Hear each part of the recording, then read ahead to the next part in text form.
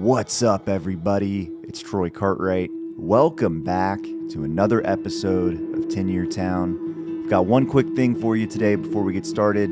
If you have not done so, make sure you're subscribed on either Apple Podcasts, Spotify, or YouTube. And if you want to leave us a review on there, it helps us out a ton. We appreciate you. Thanks.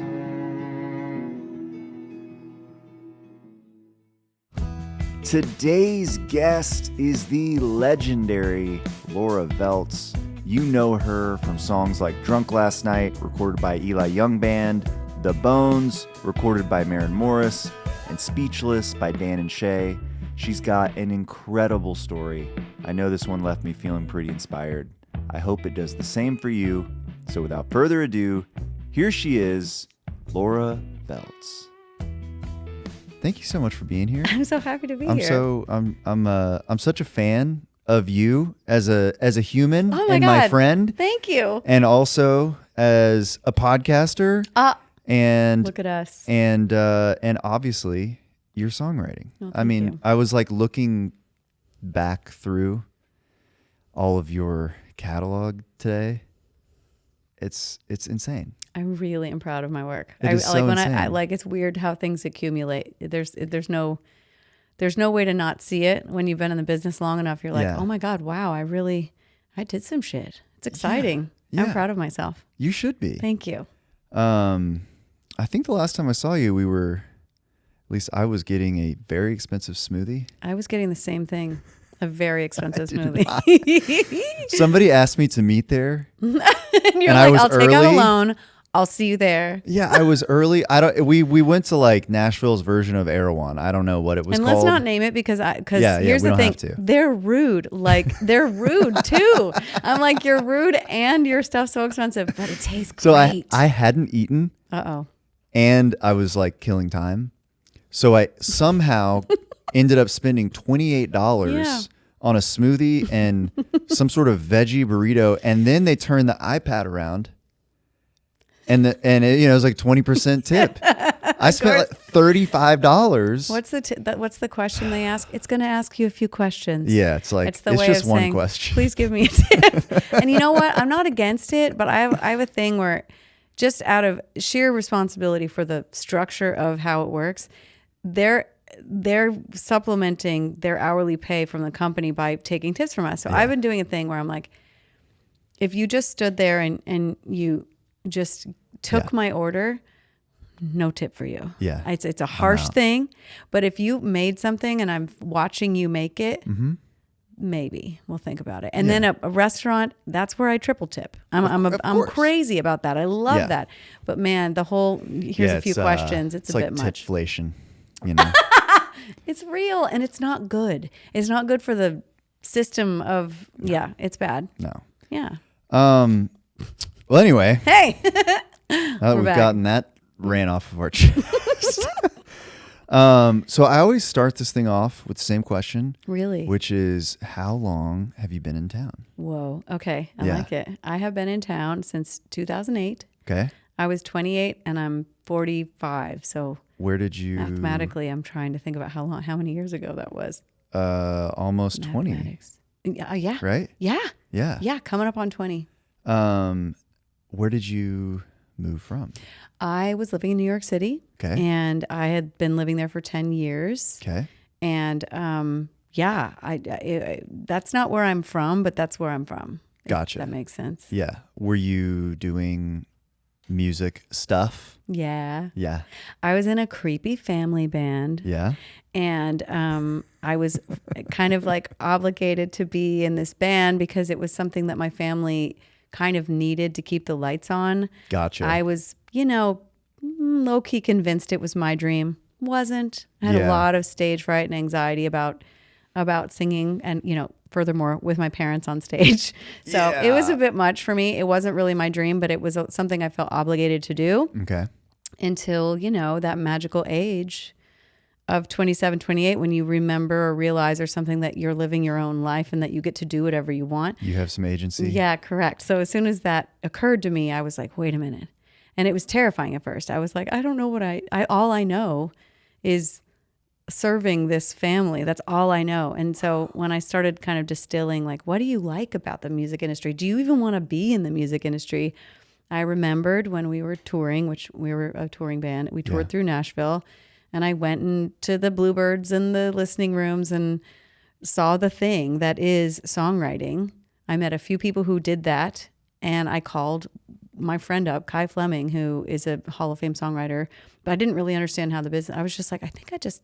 Did you know Kai like enough to... Enough to call her. Not enough where it's like, oh my God, hey bestie, but it was like, I remember me, I need to get out of this family band and I really want to like do music, but tell me about songwriting. And I'll never forget the first thing she said, which I feel like is like probably the core of both of our podcasts, which is like, see if you like co-writing and come meet people. Yeah. And so I was like, okay, you know. So you just got on a plane? I got in a car. And it's funny because I did not have my driver's license at the time because I was living in New York City for my entire adult life. Yep. So I had to get one of those. Did you how does it work? In Texas, you just like take an online quiz. Does not feel safe. It was a little more involved. And I didn't have that cool youth confidence. I was like 28 and terrified behind the wheel. And were you learning to drive? Yeah. Like in... Literally permit. I was with my ex-husband driving back and forth between New York and Nashville. And that was my like learning permit hours. Unbelievable. Yeah. I remember there was this one time, like I'm driving, I'm feeling myself, you know, I'm like, I can do this. Come on, please. People do this. I can do it. Yeah. And we almost ran out of gas because the last thing I was looking at was the gas gauge. Oh my God. So yeah. And then the other thing I remember about learning to drive at 28 was I was so nervous that I would hold the wheel so tight that every time I got off, like it was like I remember this sound of like just you're literally like white knuckling. I was white knuckling because I'm like, don't God. crash this vehicle. Like I was terrified, you know, but I figured it out. I'm okay now. Yeah, it's like a life lesson in there. You can't just gripping tight doesn't do anything. It really doesn't serve the car. It just makes you tired. Yeah, exactly. So yeah, that seems like it would have been incredibly difficult to make that decision. It was. And there's I'm sure just a ton of baggage that goes along. Yes. With, family stuff in general is complicated when you're not, even when you're not in a band. Yeah, with your family. Exactly. Yeah. I felt like I really had to give myself permission. Yeah. And yes, I was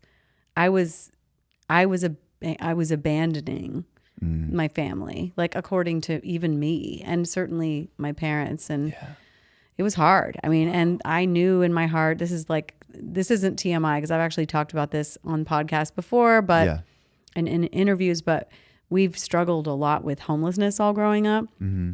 And I knew if I left, like my parents were going to be living in their car.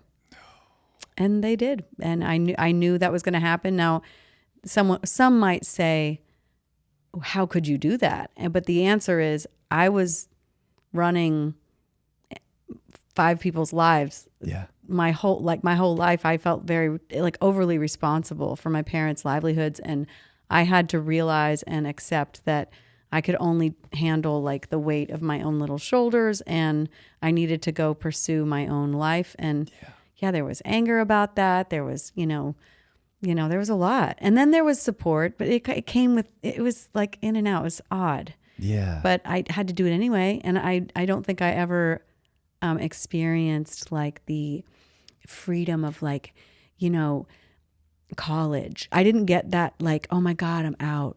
I'm going to go mess around and be an idiot with these people my age. Like I never had that experience. So at 28, when I moved to Nashville and I made like 1,000 friends seemingly overnight, because that's Nashville. Yeah. I was like, this must be what people feel like in high school and in college when they're just like being youthful. Do you know what I mean? I just skipped that part. So I got to live it later, which is cool. Yeah, it has to come out at some point. It came out. It was great. Yeah. It was a lot of fun. Wow. This episode is sponsored by the Graphic Guitar Guys. They create eye-catching custom guitar wraps for some of the biggest artists and festivals in the music industry. Their work is perfect for artists and their teams who are looking to add a unique touch to album pre-sale bundles or VIP package items. They also do one-off designs, so if you're looking for a one-of-a-kind gift for a special event, anniversary, birthday party, etc., you can go to thegraphicguitarguys.com I've worked with Scott myself, and I can personally attest to how easy they make the entire process. Now, back to the show. When you moved here, did you immediately start co-writing? Did it take you a while to sort of figure it out, or? You know, I didn't like figure it out. I think I'm still figuring it out, frankly. But my first co-write was because of that woman, Kai Fleming. Yeah. She hooked me up with this writer named Skip Black. Do you know Skip Black? I don't. Incredible name. I know, right? Yeah. And he was every bit the name. He was the picture of that name. Yeah. And I'm from the North. I don't have Southern roots. I don't have any of that stuff. But when my first co-write, like I walked up, it was the ASCAP building when they had like little writers' rooms in that building. Yeah. And I went up and I met Skip Black. And he looked to me like he was wearing a costume because I didn't realize that cowboys were real people. Like, I swear. I was like, the buckle, the boots, the hat. I mean, every bit of it was just so country. And I was like, surely you can't be serious. This is a real person.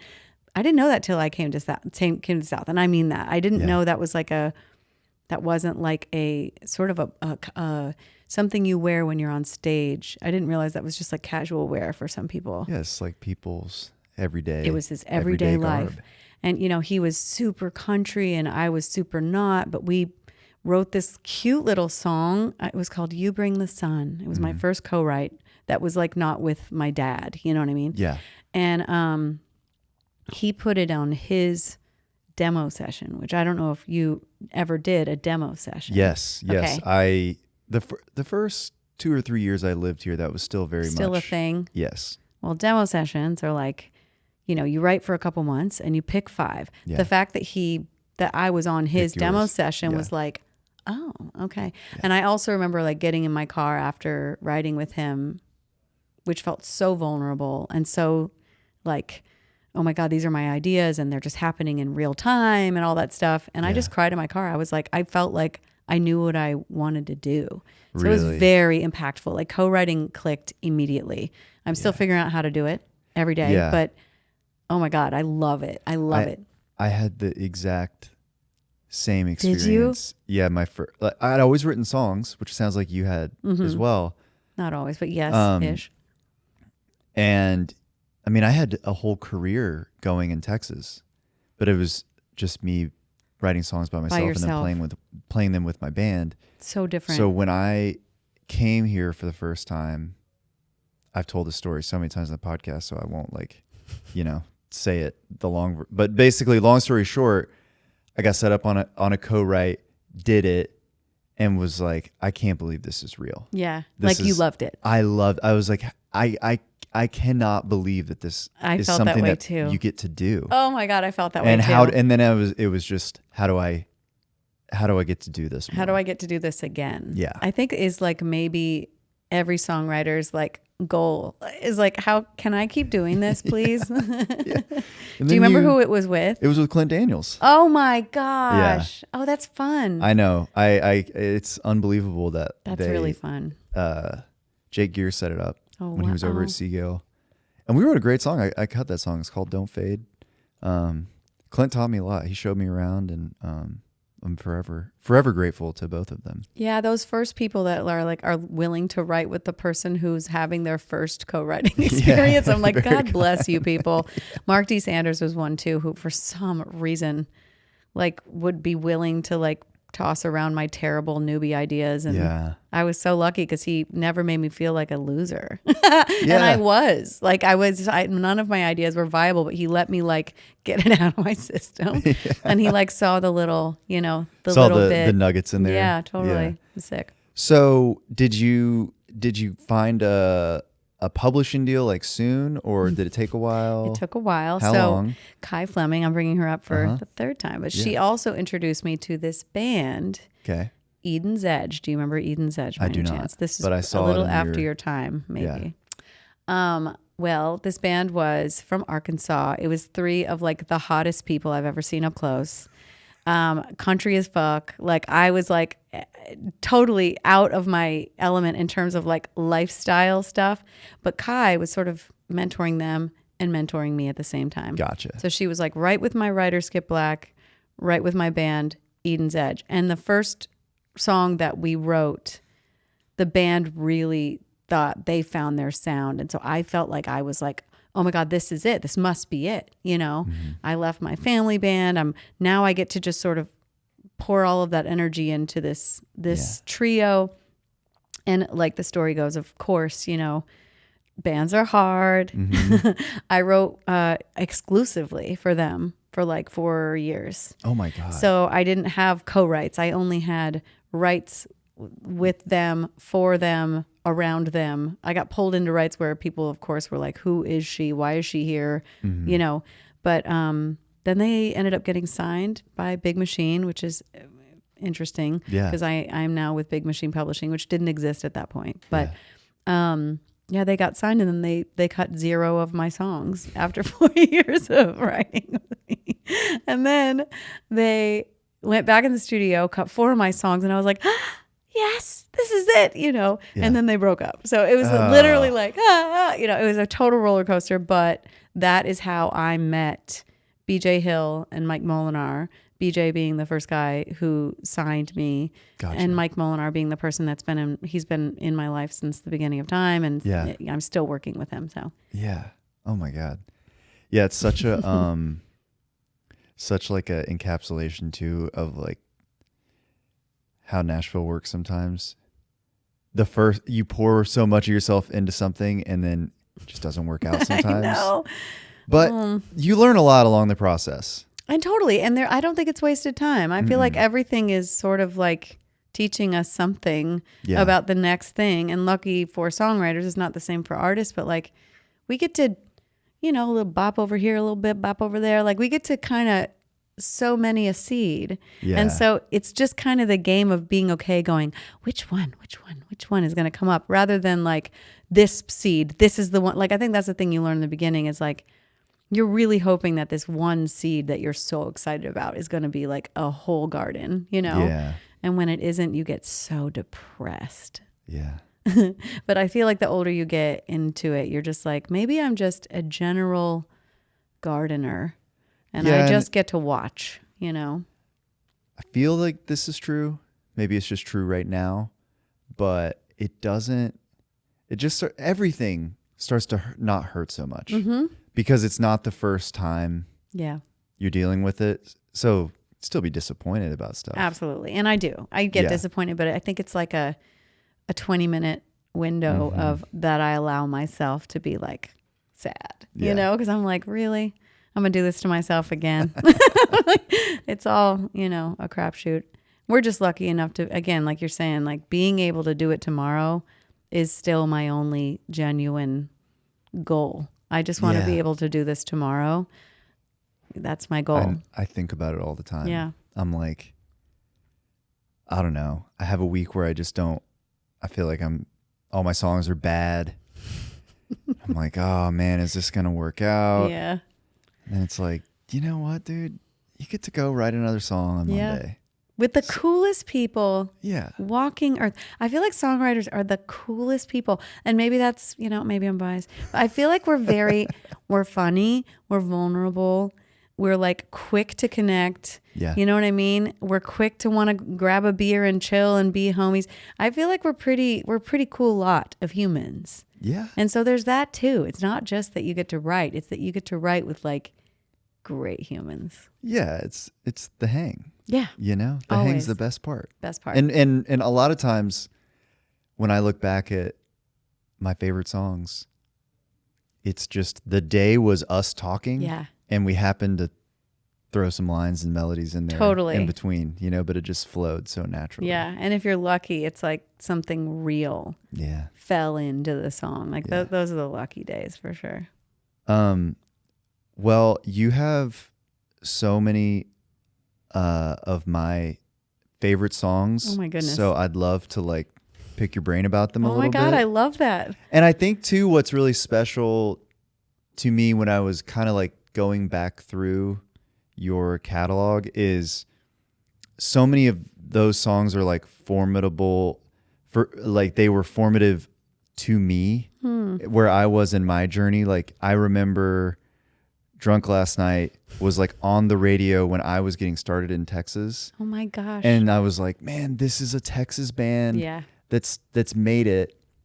I want to be like these guys. That's so cool. You know? And then of course with the Dan and Shay stuff and the Maren stuff, like those were massive songs, probably the biggest songs in the format at the time. And, you know, I was very much in the belly of the beast at that time. Oh my gosh. It's just, it's really cool. Well, it's an honor to be on them. It's crazy. So how did, what's the origin story behind Drunk Last Night? It's a great story. Please. It's so funny and silly, actually. I was set up to write with Josh Osborne, who for me was the person who like, oh my God, he's got his shit together. He is making shit happen and he's so good. And so I was nervous before getting together with him. And I concocted a really big idea for him that I thought was just, so juicy. And I showed up and we're writing it. And it's going well. Like the song we were writing was good, going well. Yeah. But I just had sort of a confessional moment to him. And I was like, dude, man, my brain is just not on. I got a little drunk last night and he immediately got a little drunk. Immediately. It was like, that's our song. So we start writing that. I think that song was written in like, it's silly to say like 30 minutes, but something a lot, 30, 45. Like it was one of those that just came rushing out. And he was writing that, got a little drunk last night. And we're collaborating on the lyric. He goes to the bathroom and I'm in there going, brought it all up, got it all out. So I'm doing that. And in the might have been a song on the radio. He was in the bathroom doing the post chorus. I was in, like, it happened so quick. And then all of a sudden sewed together. It was like, well, that's that. And that was the song. That's that, you know? And it's a fun lore moment in my career because I had been really going at it with the team I was on at this point, trying to, now it's kind of rude because it was early in my deal, but I think for me, I'm not talking about I need a hit. I was talking about I need to nail it song-wise. Okay. I was really trying to nail it song-wise. Center of the bullseye, nail it. And all the songs I was turning in were kind of like, you're almost there. You almost got it. That was the feedback you were getting? That was the feedback I was getting, was like, you're so close. That was a lot of what I was told, which, by the way, I love that kind of advice because I like tiny little bullseyes. That's like very exciting. Yeah. But I was getting a little frustrated because I just wasn't nailing it, you know? And did you feel like you weren't nailing it? I did. I knew I wasn't. Okay. I knew I wasn't because I know I'm this, and I know that the genre I was writing for is a new thing. It was a new thing for me. Country was not my first language, so I understood I was trying to write for a particular thing. But I remember writing this song, and I said the words to Mike Molinar. I was like, if this isn't it, then I truly don't know what is. If this isn't it, the thing I'm looking for, I don't mean like my first hit song, which it happened to be, but like I was trying to like check a box for myself that said, you understand what you're doing. And this song for me was, I think I understand what I'm doing. Yeah. And it just so happened that was my first number one and my first single. So it was like a very cool sort of like, you know, I felt like a pat on, like I felt good because it means I understood the assignment. Totally. And that meant something to me. Yeah. I'm a type A bitch, you know, and I want to know that I know what I'm doing, even if I don't know what I'm doing. Do you know what I'm saying? Mm-hmm. Once I know what I'm doing, I would like to know that I know what I'm doing. I know what you mean. Thank you for that. Because it's like, if I know, then I could do it again. Right. Do you know what I mean? You want to know. I mean, literally, you can compare it to throwing darts. Yeah. When you throw a dart and you hit a bullseye, sometimes you like throw it and it like happens to hit the bullseye. Yeah. But if you play darts long enough, you know what it feels like. You know why it's the hit. Yeah. You know the feel. You understand how to do it. Again. And you know, I don't play darts that much anymore. But there was a time. And yeah, you just eventually knew like what it felt like. Yeah. And that's such an important part of the process. Totally. And it was also the caveat being, I'm a female. I'm writing for a male dominated format. That was a big part of it too. So few women were getting through, and I had one of those like, so help me God, I figure out how to, you know what I mean? Like that was my main goal for a long time, was figure out how to write for these men. Yeah. And that was proof that I was like, oh, then now we're cooking with gas. Yeah. Like I know what I'm doing. Did it get cut pretty immediately? It's funny because we're talking about the demo session thing. The demo session itself took forever for some reason to like get on it was like Josh was out of town or I was whatever. That took a long time. So that was a little frustrating. But then when the demo came back, I was in the room with Mike listening to it, and Allison Jones popped her head in the door and she was like, can I hold that for Eli Young Band? So it was one of those like glorious, Music Row moments where it's like, knock, knock, luck is calling, Wow. It was just like a good moment. Yeah. And it did get cut quickly. It got released quickly. Mm-hmm. And then it took the beautiful slow ride. It didn't go like, because those don't pay out as much.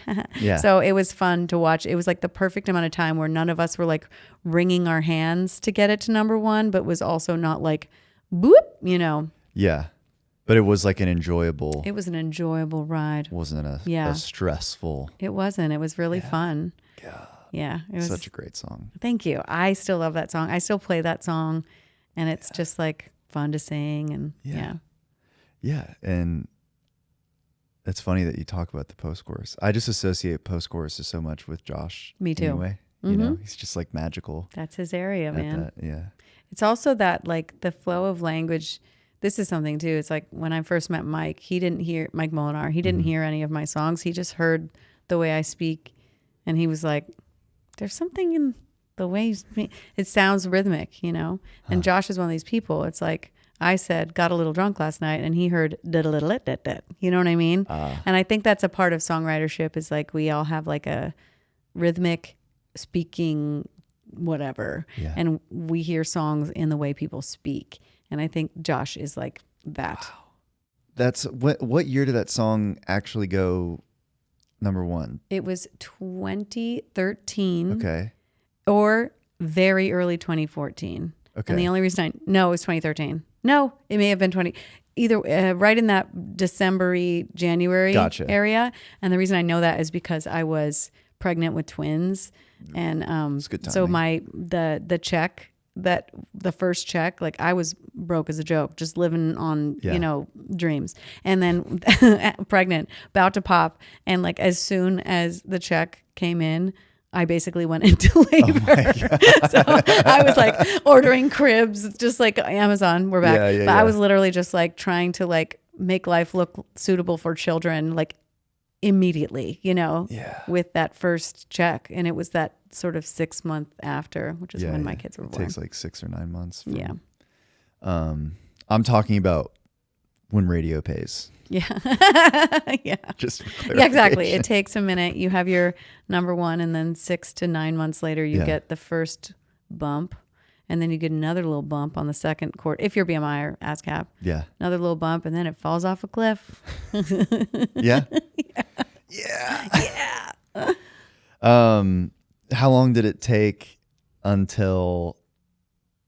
I guess the all the ones you had like are so close together in my mind. So what was the next one? The next one was Lonely Eyes. And I really think this was, a baby luck thing. People say if you have a baby and you take your eye off the ball, like all the good stuff starts happening because you're like, yeah, I'm busy, But Lonely Eyes was picked as like the 5th single off of Chris Young's.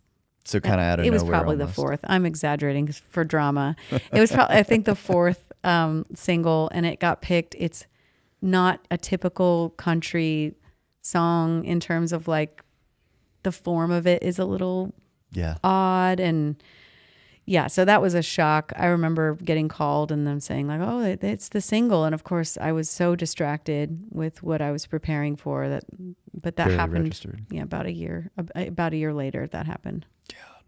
Then you just like went on one of the greatest heaters of all time with let's see, I'm gonna try and name them all.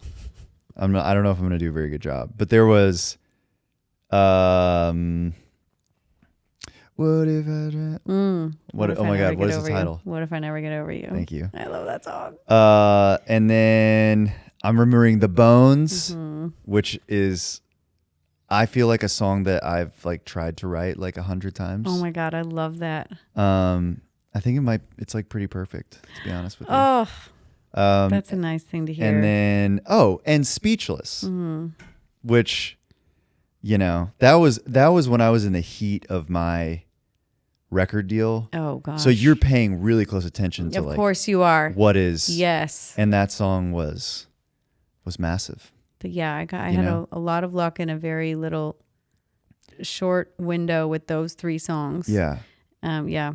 Well, I think what's so cool about it too is it's not like you got hot with one specific artist, although you do have a lot of songs with Maren and now with Jesse Murph. But it was spread out. Yeah. And the songs are so different too. Yes, you know? True. That was fun. It was like everyone has their little secret. Do you watch Ted Lasso? I watched the first season. Do you remember when the guy spits in the mirror? When it's like his way of amping himself up? No? Oh God. Well then forget it. But okay. This guy like amps himself up by looking at himself in the mirror and like spitting in the mirror, whatever. It's a silly thing he does. I have a thing that I do to like amp myself up just to be like, you're one of one. You're you, you know, just be you. And it is try and track me. Like I like the idea that like AI will never catch me. I will zig when it thinks I'm going to zag. I like that about myself. I don't think I'm a genre writer. I'm someone who is willing to jump in and just dig with anyone and anywhere if they want to tell the truth and be funny or be heartfelt or whatever. I want to dig, you know. But particularly at that time, it was fun because I was like, who is she? You know? She can do it all. A woman like, of mystery. Yeah. I like that only because as a woman, I do think we have to kind of be like exceptional. I think you can, as a man in the country area, you can kind of just chug along, you know? Yeah. But I think because there's so few of us, like you have to be exceptional. And so in the beginning, and that's a scrappy hand-me-down from the way I was raised, but like, I wanted to be a one of one, untrackable, and now it's just like I'm getting real curious about what else I can do these days because it's Broadway. fun. Yeah, why not? Sure. Yeah. All of it's just fun. I love writing. I love words. Yeah. I mean, my podcast, I love talking about the human condition. Yeah. And so I just really enjoy, like, I love that shit. Yeah, just getting to like not have to do the same thing every day. Yes. You know? Exactly. Especially when you're writing songs. I think that's one of the parts that's the most fun. Just being in the room with different people and different artists. Mm-hmm. And it's just every day is not exactly the same. And I do feel like we're in an era where people are willing to say uncomfortable things. Mm-hmm. And I am your girl. Like I like being uncomfortable. I enjoy being pulled to my personal edge of like, what could we say here that would make a lot of people think deeply about something while also making them laugh? Like, what about that? You know, or whatever it is. I enjoy that. Like, Maren kind of like, that's where I cut my teeth on like funny women. I mean, Maren is just hilarious. Like, I feel like the way she writes can be very funny. Obviously, like Rich, you know, Jesse Joe Dillon and I wrote that with Maren, and it's just a goofball, like, blah, you know what I mean? But it's good. Yeah, and like the combo is like, ooh, you listen to it and it makes you smile. Totally. You know? Tell me a little bit about, I'm particularly curious about The Bones. Like, how did that come together? Yeah. So Maren and Jimmy Robbins and I have been writing together forever at this point. This was where, you know, we started with her on album 1. So this would be album 3, I think, at this point. And our lives had evolved. Life was so different. Like when we all first met, it was all just like a bunch of scrappy people doing scrappy stuff. And during the writing of The Bones, everyone had like a really big life event I was buying a house. I think Jimmy was about to have a baby. Yeah. And Maren was getting married. So it was all these things where it was like life stuff was happening.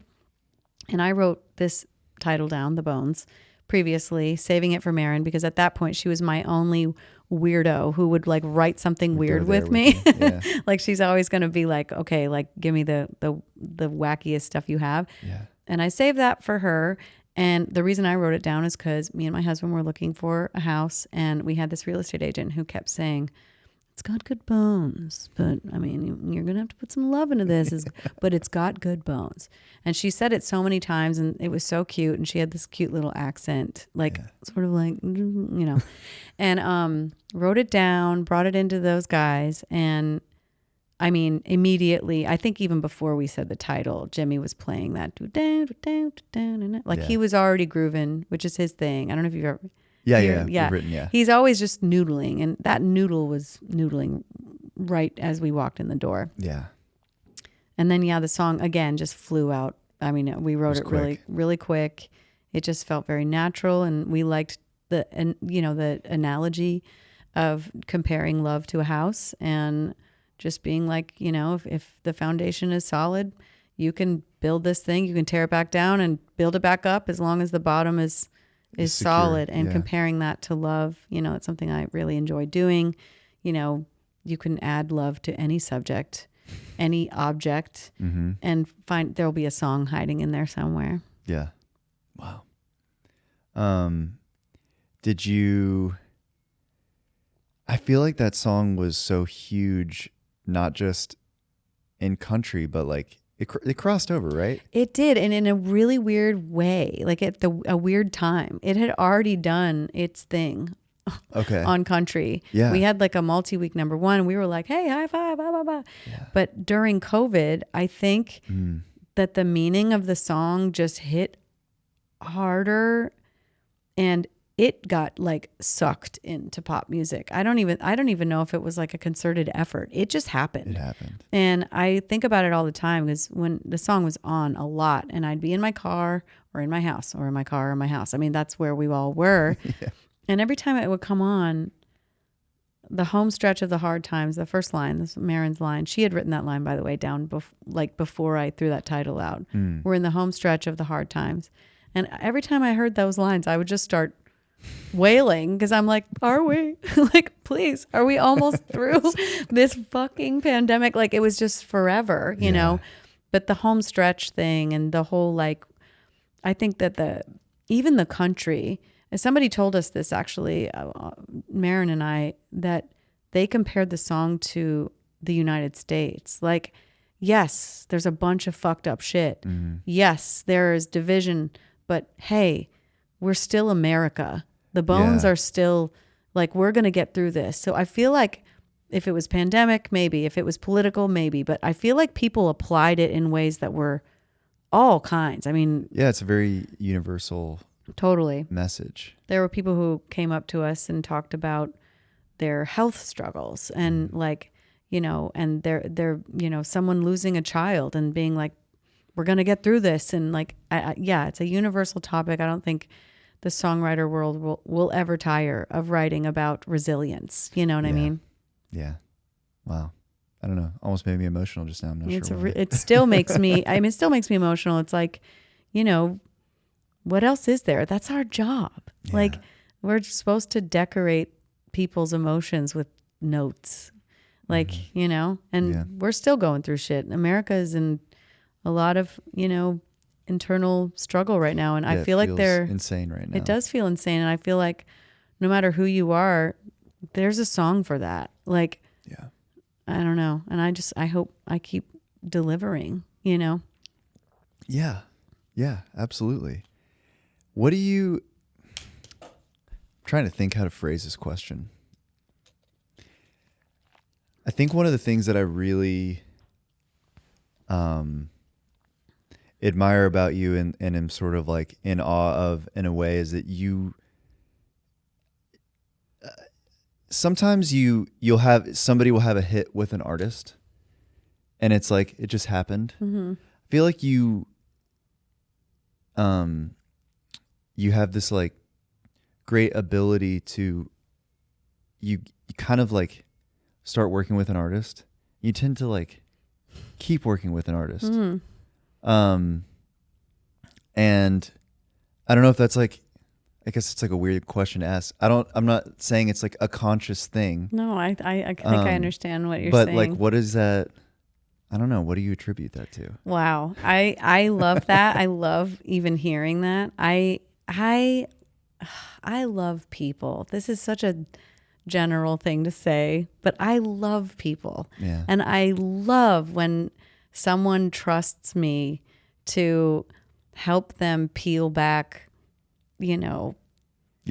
something. The layers. And when I'm working with, everyone's different too. Like some artists, it's like, it's all in one fell swoop. Like, Maren, it's all like, we come back together every couple months. We're always like adding working to the thing, and I'm keeping up to date with her stuff. But like some people want to go hard, all in, concentrated effort. Like I worked with Demi Lovato on a rock record where we were really like unearthing some stuff. And the fact that I was trusted, to be there when all of that excavation is happening is like sobering. Yeah, and when I tell you I love these people, I mean like I fucking love these people. Like I got to watch Demi heal. It was a really special thing that I got to be a part of.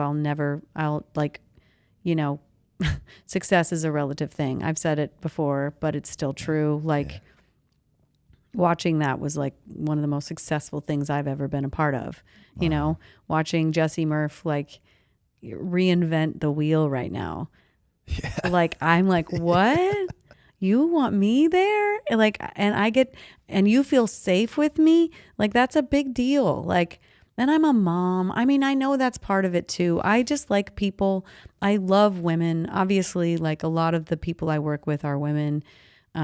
Although there's dudes in there too. Yeah, no doubt. But I feel like that's like part of my lot in this life is just to be a safe place for people. And it's not just artists, it's people. I want everyone to feel safe with me. Yeah. And that's translated to my work, but that doesn't stop when I leave the writing room. It's in the grocery store with me, and it's when my little kids' friends come over. I really just want people to feel safe.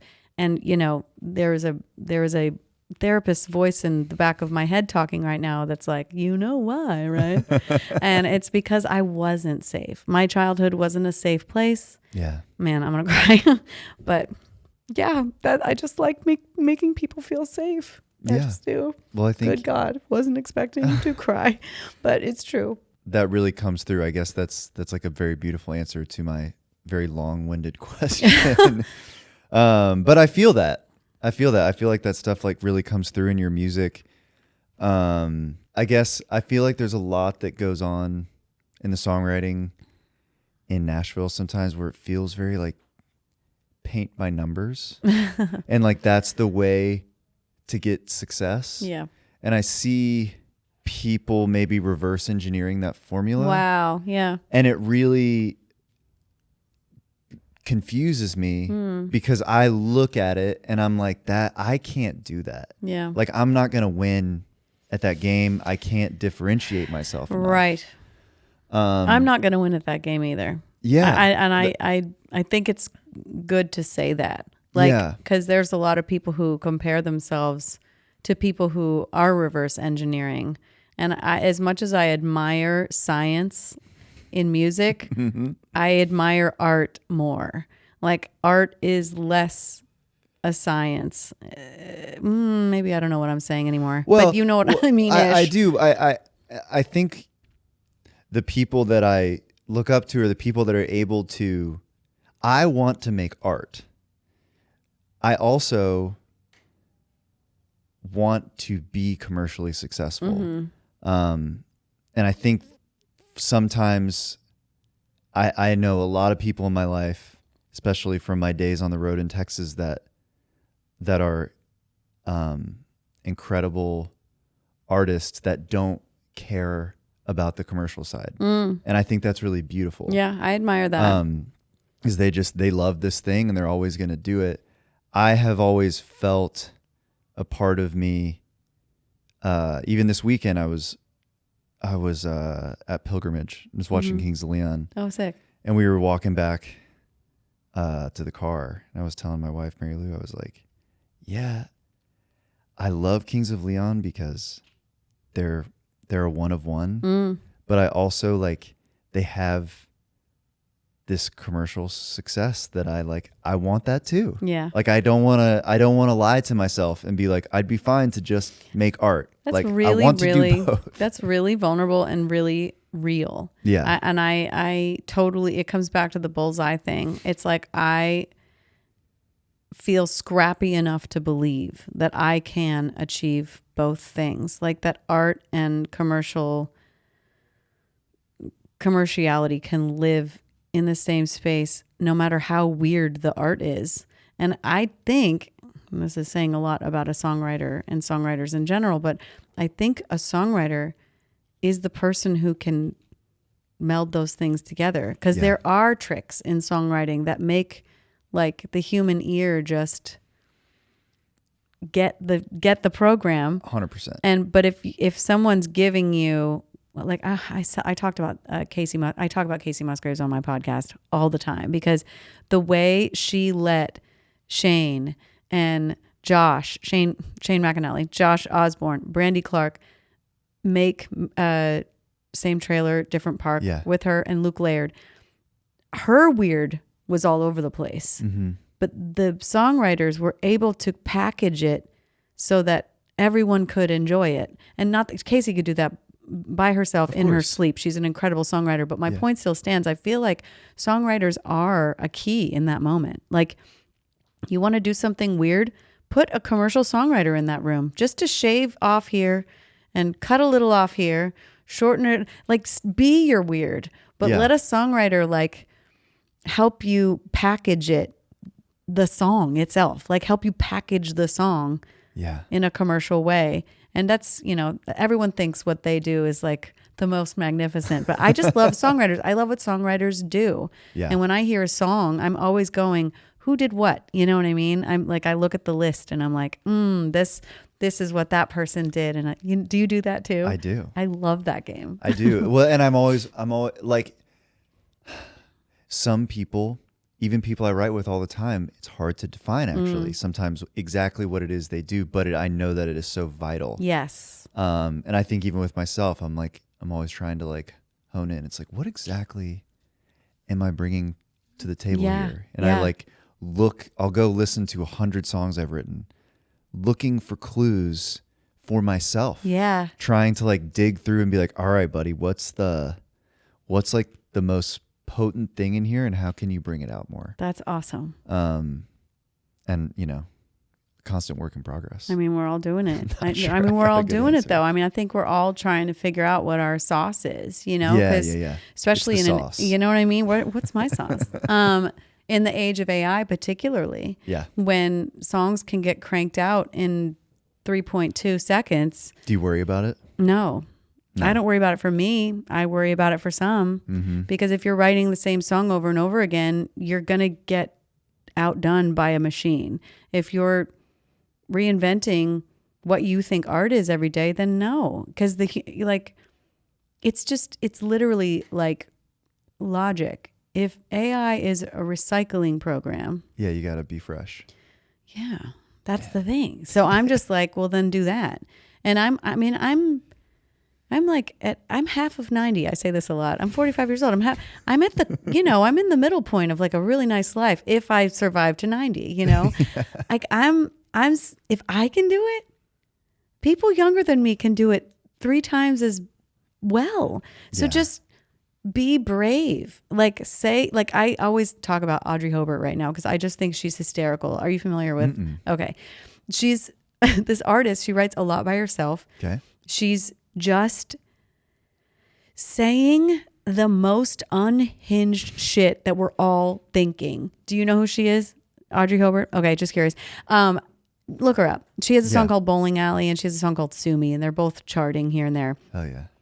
They're just the thing that happens in life that people are embarrassed by, you know? Yeah. And she's just like, well, that's what I'm gonna write. That's exactly what I'm gonna write. And I'm like, there you go. She realized her brain could see that we were all afraid to say the thing. She's like, I'll say it. You know what I mean? Yeah. And those are people I really admire because I think it doesn't matter in a way, as long as you've got a roof over your head and your bills are paid and you're taken care of, make art.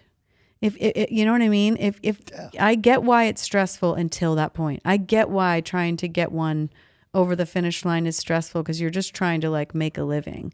Of course. But once you've passed that threshold, be weird. Like search a little bit. So yeah, I worry about AI, but I also think it's a cool sifting system. It's gonna call people to do better.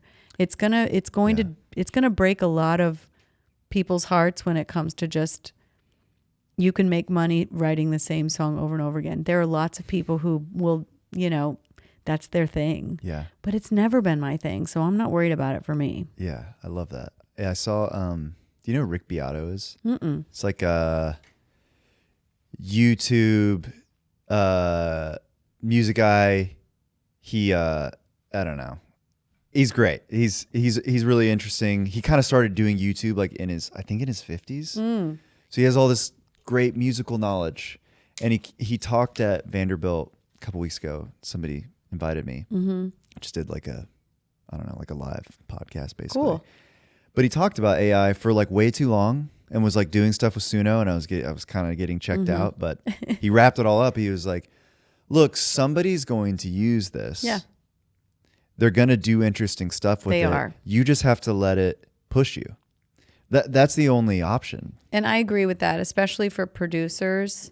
Yeah. I think that there is a world where just denying that it exists is not going to serve some. I think it will serve someone else really, really directly. The people that are obsessed with organics, like the Jay Joyces of the world, it's going to serve those guys because those records will always just sound like something else.